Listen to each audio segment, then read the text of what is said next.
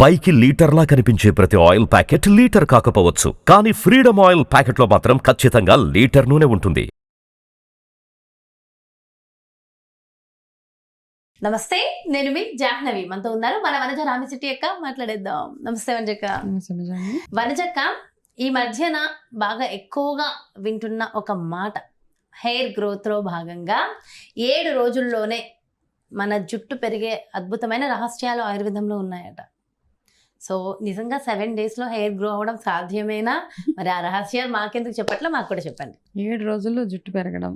Okay, ఎంత ఎంత పెరుగుతుంది? అది తెలీదక్క. అదే క్వశ్చన్ అక్కడ. 7 రోజుల్లో జుట్టు అంటే ఎంత పెరుగుతుంది? 10 ఇంచుల, 20 ఇంచుల, 20 ఎంత? నేల వరకు అంటే చాలా బాగుంది. అంత పెరుగుద్దా? ఓకే, సో నార్మల్గా ఏంటంటే మనం ఏం చేసినా చేయకపోయినా రోజుకి కొంచెం జుట్టు పెరుగుతుంది మనకి. 0.03 మిల్లీమీటర్, కొంచెం. ఒక వారంలో 1 ఇంచ్ అంటాం కదా, 1 ఇంచులో 10వ వంతు మన జుట్టు పెరుగుతుంది. ఏం చేసినా చేయకపోయినా అంతకు మించి ఏదో మ్యాజిక్ అయిపోతుంది, మిరాకిల్ అయిపోతుంది. సో ఆ ఇంచులో 10వ వంతు సరిగ్గా ప్రాపర్గా పెరగాలి అనుకుంటే గనక అంటే మనం ఏం చేయాలి అంటే, ప్రాపర్గా మనం తినే ఆహారము ఏవైతే ఉన్నాయో ఒక రొటీన్, హెయిర్ కేర్ రొటీన్లోకి వెళ్ళిపోవాల్సిందే.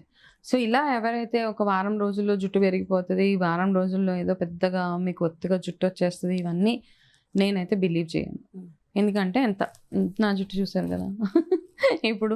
అంటే నార్మల్గానే ఏంటి అంటే, ఎంత జుట్టు పెరగడం అనేది ఈజీగా అయితే, ఒకసారి మనకి ఏదైనా ప్రాబ్లం వచ్చిన తర్వాత, హెయిర్ లాస్ అనేది స్టార్ట్ అయిన తర్వాత, మన బాడీలో విటమిన్ డెఫిషియన్సీ వల్ల, సరైన పోషకాహారం లేనందువల్ల, లేకపోతే మనం వాడే మెడిసిన్స్ వల్ల, రకరకాల వేరే ఎలిమెంట్స్ వల్ల, అంటే మీకు థైరాయిడ్ ఉన్నా, పీసీఓడి ప్రాబ్లమ్స్ ఉన్నా, రక్తహీనత ఉన్నా, ఇవన్నీ ఉన్నప్పుడు డెఫినెట్గా హెయిర్ లాస్ అయిపోతూ ఉంటుంది. హెయిర్ లాస్ అవ్వడం ఒకటి, హెయిర్ పెరగకపోవడం, ఈ రెండు డిఫరెంట్గా చూసుకోండి. హెయిర్ లాస్ అంటే కంప్లీట్గా లాస్ అయిపోతూ ఉంటుంది. అవును, ఈ విషయంలో నన్ను చాలా మంది ఒక క్వశ్చన్ కూడా అడిగారు. మీరు ఆఫ్టర్ క్యాన్సర్, నిజంగా క్యాన్సర్ లో ఉన్నప్పుడు దాదాపుగా జుట్టు అంతా ఊడిపోతుంది కదా, సో నిజంగా ఇది మీ ఒరిజినల్ జుట్టేనా? ఇది నా ఒరిజినల్ జుట్టే.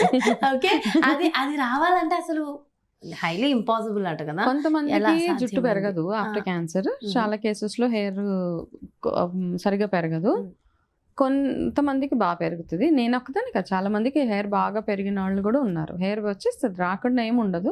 కొన్ని కేసెస్లో ఏంటంటే కాస్త పలచబడిపోతుంది హెయిర్, కొంతమందికి పెరగదు. డిపెండ్స్ ఆన్ వాళ్ళు వాడిన మెడికేషన్ బేస్ చేసుకుని ఉంటుంది. సో నాది ఒరిజినల్ హెయిరే. కాకపోతే ఈ జుట్టు కూడా పెరగడానికి నా కాన్సెప్ట్ ఏంటంటే, లెంత్ కాదు నాకు, పొడుగ్గా ఎంత పొడుగు జుట్టు ఉండాలి అట్లా ఏం కాదు. జుట్టు కాస్త ఒత్తుగా ఉండాలి, అంతే. ఇదే కాన్సెప్ట్ నాది. జుట్టు ఒత్తుగా ఉండాలి.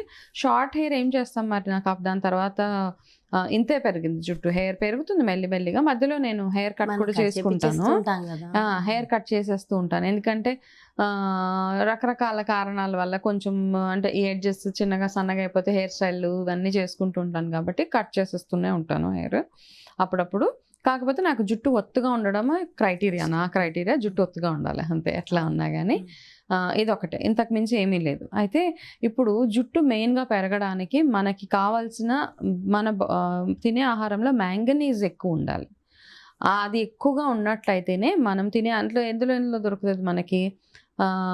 మీరు బ్రౌన్ రైస్, మిరియాలు ఎక్కువ తినమంటాం అనమాట. మిరియాలు అంటే అతి వేడి అంటాం, మిరియాలు వేడి కాదు. మీరు తినే ఆహారంలో చిన్న కాస్త మిరియాల పొడి, అవన్నీ మిరియాల వాటర్ కూడా తాగడం చాలా మంచిది. రాత్రిపూట కొన్ని మిరియాలు నానబెట్టుకొని, నో ప్రాబ్లం, రాత్రిపూటలు కొన్ని మిరియాలు నానబెట్టి మార్నింగ్ ఆ వాటర్ తాగేసేయండి. మిరియాలు తింటే మీ ఇష్టం, నో ప్రాబ్లం. ఆ మిరియాలు కూడా నవ్వలేచ్చు. ఒక 4-5 మిరియాలు నైట్ నానబెట్టేసి, ఇందులో ఎక్కువ మ్యాంగనీస్ ఎక్కువ ఉంటుంది. ఎవరికైతే హెయిర్ పెరగట్లేదు, ఇంచెస్ పెరగట్లేదు అనుకున్న వాళ్ళు బ్రౌన్ రైస్ తీసుకోవడము, ఖర్జూరాలు, పాలకూర అండ్ సోయాబీన్స్, ఇవి ఈ సూపర్ ఫుడ్స్ అంటాం. మన జుట్టు పొడుగు పెరగడానికి సూపర్ ఫుడ్ ఏంటి? ఒకటి మిరియాలు, బ్రౌన్ రైస్ కూడా మధ్య మధ్యలో తినడము, సోయాబీన్స్ ఒకటి, ఖర్జూరం ఒకటి, పాలకూర.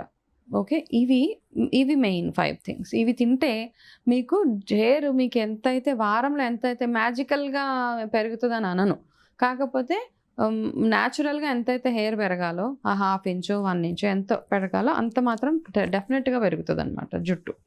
సో ఆ పెరగడం కూడా ఆగిపోయినప్పుడు ఏంటి దాని ఇండికేషన్ మనం సరిగా నరిష్మెంట్ మన హెయిర్కి ఇవ్వట్లేదు. వీటితో పాటు మీరు చేయాల్సింది గోరువెచ్చటి నూనెతోటి హెయిర్ మసాజ్ చేసుకోవడము, వారానికి అట్లీస్ట్ 3 సార్లు కాస్త గోరువెచ్చగా చేయడం, బాగా మసాజ్ చేసుకోవడము. వేడిగా మనం టవల్ చెప్తాం, మనం గోరువెచ్చటి టవల్ మసాజ్ చేసుకున్న వెంటనే టర్కీ టవల్ని గోరువెచ్చటి నీళ్ళల్లో ముంచి దాన్ని తలకు పెట్టుకోవడము.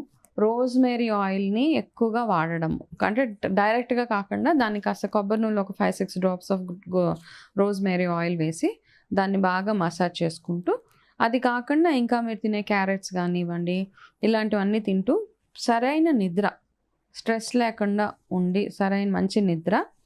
ఇంకొక మెయిన్ ప్రాబ్లం ఈ మధ్య కాలంలో ఏంటంటే, ఒకప్పుడు మనకి మంచినీళ్ళు ఉండేవి అవును, స్నానాలకి కానీ.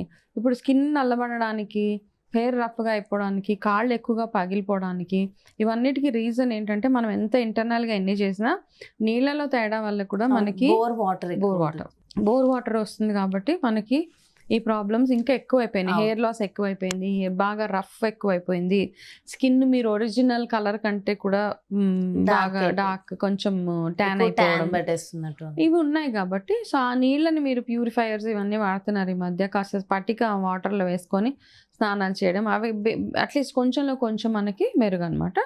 సో ఇవన్నీ జాగ్రత్తలు తీసుకుంటే మీకు హెయిర్ గ్రోత్ అన్నది నార్మల్గా వారంలో ఎంత పెరగాలో అంత పెరుగుతుంది.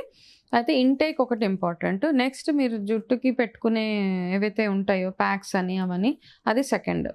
ఫస్ట్ ఈజ్ ఇంటేక్, సెకండ్ అవి మీరు వాడే నీళ్ళు, మీ నిద్ర, మీ స్ట్రెస్ లెవెల్స్, మీరు వాడే మెడికేషన్, ఇవన్నీ మీరు ఏంటి అన్నది ఒకసారి రాసుకుని ఎక్కడ నేను ఇంప్రూవ్ చేసుకోవాలని చూస్తే డెఫినెట్గా మీ హెయిర్ హెల్తీగా ఉంటుంది.